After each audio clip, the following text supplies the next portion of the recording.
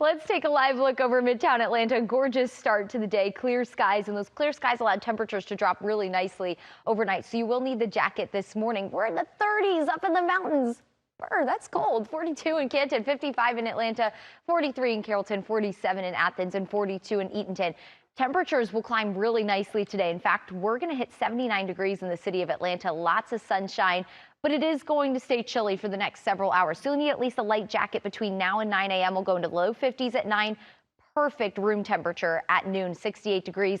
And again, we'll top out in the upper 70s later this afternoon. Waking up in the mid 50s tomorrow. We're back in the 80s tomorrow, 85 degrees, and we'll stay in the 80s all the way into the weekend.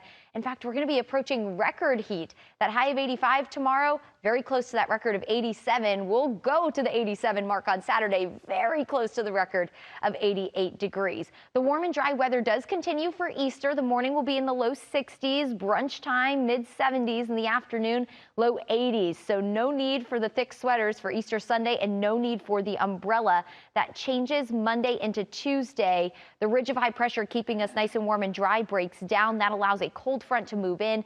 Scattered showers and storms will be possible as early as Monday night, and that unsettled weather does continue into Tuesday. So those first alert weather days, Monday and Tuesday, just letting you know we are unfortunately heading into a more unsettled pattern next week. So enjoy the beautiful warm and dry weather into the weekend. All right, now it's time